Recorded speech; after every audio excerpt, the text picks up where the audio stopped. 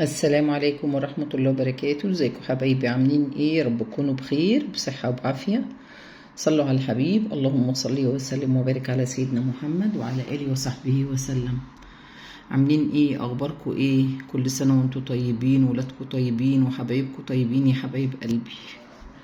النهاردة بقى هنعمل سلطة تحفة جميلة قوي، انا بعشقها بصراحة. فيها بروتين وفيها كل المكونات الغذائية، فيها خضار، فيها بصل أخضر، فيها كزبرة خضراء، فيها فاصوليا بيضة. بصوا سلطة ملهاش حل، فلفل ألوان ما شاء الله. هقول لكم على المكونات وهنبدأ. دي فاصوليا حمراء، اللي مش عايز يجيب علب هقولك على الايه البديل وانت براحتك، عشان ما تقوليليش المكونات غالية. دي فاصوليا حمراء، في منها عند العطارين الكبار فاصوليا حمراء سايبة. هاتي ربع كيلو، هاتي نص كيلو، مش ضروري تجيبي الكنز ده، ماشي.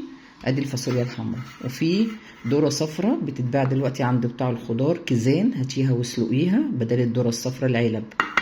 ماشي يا حبايبي، يبقى احنا عندنا ذره صفراء، فاصوليا حمراء، فاصوليا بيضاء انا جبتها برضو ما لقيتش كنز، جبتها فاصوليا ناشفه نقعتها من بالليل والصبح سلقتها، هاخد منها كوبايه، ماشي. والباقي هشيله في الفريزر، لما بعوزه بطلعه. كده مكونات الايه الفاصوليا والذره. هنا عندي فلفل الوان اصفر وفلفل احمر واحد وواحد. عندي 3 بصلات خضر قطعتهم كده، ماشي. عندي حزمه كزبره كبيره خرطتها، بس الكزبره ديت مش هحطها الا ساعه الاكل، يعني ساعه الاكل هقلبها.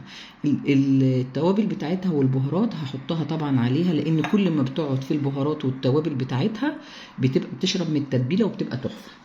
هنا عندي بقى ايه الدريسنج بتاعها. هنا ربع كوبايه زيت زيتون، عايزه تحطي زيت عادي مفيش مشكله، وربع كوبايه خل احمر لو خل العنب.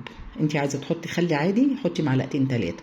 وعندي ليمونه كبيره عصرتها عليهم، ماشي. يبقى ده ليمون وخل وزيت زيتون، ماشي. عندي معلقتين سكر كبار اهو. هنا بقى البهارات بتاعتنا. هنا معلقه توم صغيره، هنا معلقه ملح صغيره، معلقه فلفل اسود صغيره، معلقه بابريكا كبيره، معلقه كمون كبيره. هي دي المكونات بتاعتنا. احنا دلوقتي هنعمل ايه يا حبايب قلبي؟ هنفضي كل الكنزات دي في مصفى ونشطفها، عشان انتوا عارفين الحاجات دي بتبقى فيها مواد حافظه. فانا هفضيها في مصفى واشطفها، وهرجع لكم واقول لكم هنكمل هنعمل ايه يا حبايب قلبي.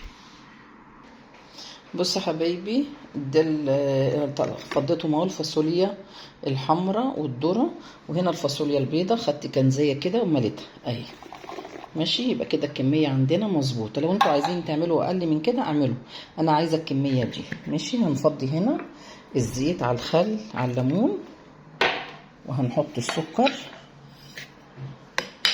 وهنحط البهارات كلها بالثوم بكله اهو، ماشي. وتدوبوه بقى حلو قوي، يعني تخلي السكر يدوب خالص قبل ما تحطي اي مكونات اهو. بسم الله ما شاء الله، السلطه دي تحفه يا جماعه، تحفه. اهم حاجه التقليبه دي، بحيث ان انت تدوبي السكر خالص ما يبقاش فيه سكر اهو.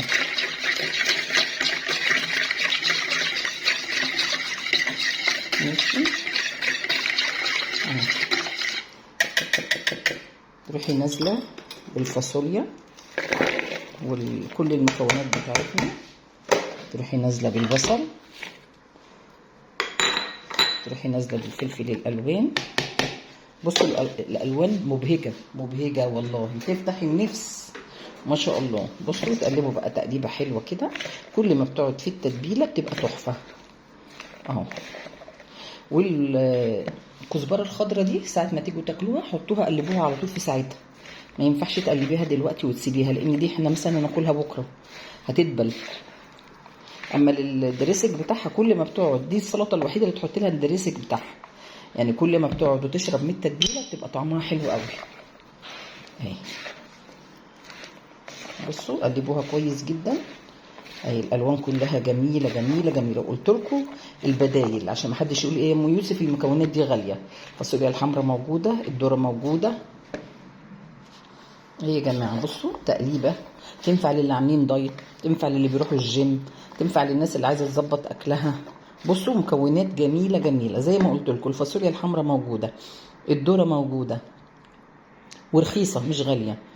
مش عارفه الاربع كيزان في طبق كده ب20 جنيه. الفاصوليا الحمراء موجوده عند العطار، هاتيها ونقعها واسلقيها.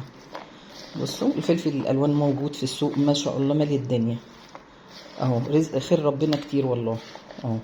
وحطيها في علبه في التلاجة وخدي شويه بشويه اهو. بسم الله الرحمن الرحيم، ما شاء الله، الله اكبر. مش قادره اوصف لكم ريحتها وطعمها عامل ازاي. دي بتبقى تحفه يا جماعه، تحفه اهي.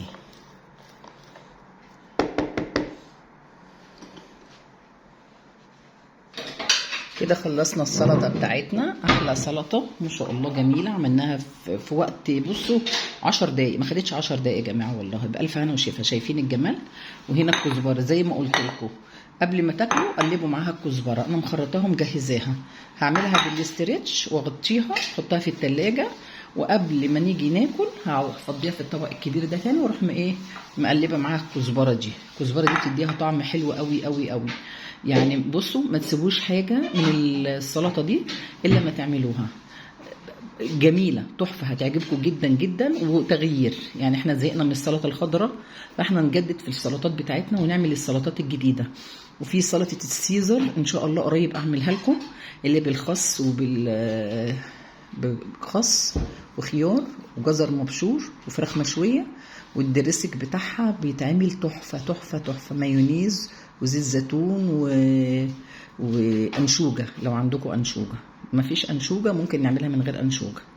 ماشي ان شاء الله اعمل لكم كده مجموعه سلطات حلوه تعجبكم. في سلطه بطاطس بالمايونيز تحفه برضو، بحط عليها جرجير وبحط عليها جزر، بحط عليها مثلا شويه بسله لو عايزه، تحفه ما شاء الله. بألف هنا وشفا يا حبايب قلبي. ولو عجبتكم الوصفه ما تنسونيش في لايك وشير. ما تنسوش اللايك يا جماعه بالله عليكم، وهو ده اللي بيرفع من محتوى الفيديو. يعني ابقى مثلا جايبه 100 مشاهده او 200 مشاهده، الاقي مثلا 10 لايكات. طب ليه يا جماعه ما تنسوش اللايك؟ انا بتعب في الفيديو قد ايه لغايه ما بوصله لكم، وانتوا بتتفرجوا 5 دقايق، انا ممكن اعمل الوصفه في ساعه في ساعتين عشان انتوا تتفرجوا عليها.